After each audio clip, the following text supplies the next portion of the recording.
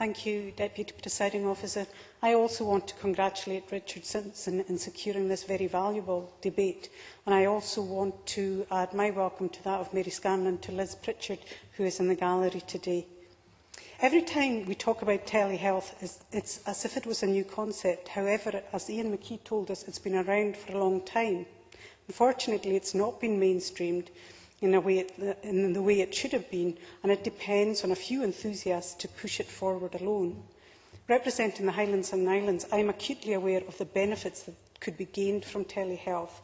Travel to and from hospitals and healthcare appointments is the norm. Sometimes days of work are lost, and those suffering chronic conditions can see much of their lives taken over by travel. We need to deliver healthcare as locally as possible to allow people in remote rural areas to have the same standard of care as their urban counterparts. Mary Scanlon also mentioned the Inverness company Dan Medical, and they've developed a machine that can monitor heart, lung capacity, blood pressure and pulse. These readings can then be transferred electronically to be examined remotely by experts in real time, or they can be stored to be looked at whenever is convenient by a consultant. This machine could be available in GP surgeries, meaning that those who had real health concerns could have their conditions checked without a lengthy wait for an outpatient appointment.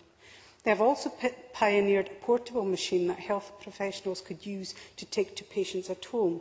I recently visited Dan Medical as well and was fascinated by the work they were doing, a small company with really practical solutions.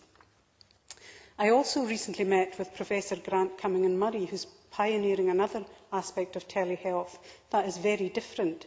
I think when we're talking about telehealth, we think of video consultations and the transfer of information electronically to specialists in the way that Dan Medical are looking at it. But Professor Cumming is looking at using social networking techniques to provide healthcare. He meets with patients with complex conditions, and their needs vary as they progress through their recovery or condition management. In order to make sure they have the right information at the right time, he started by providing them with a CD. This meant patients could look at the information at a time that suited them and their condition. Professor Cummings' work has progressed to developing websites where patients can add their own experience and share what has worked with them.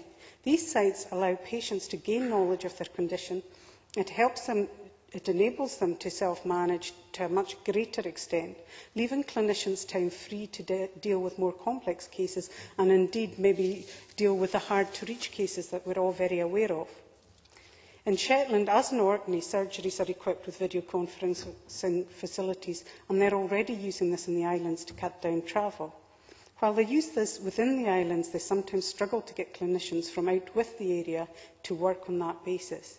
They also use this where possible to deliver training and take part in meetings. The staff savings in staff time in holding meetings and training electronically is enormous. In remote rural areas, a member of staff can be away for a day and more to attend an hour-long meeting. I have difficulty in understanding why we are so slow to develop this way of working, given its obvious benefits to both patients and professionals, while at the same time saving money. Telemedicine should be part of the training curriculum for all health disciplines. This would create familiarity and also show the advantages it can bring. I guess we always fear what we don't understand, and change does bring resistance because of that.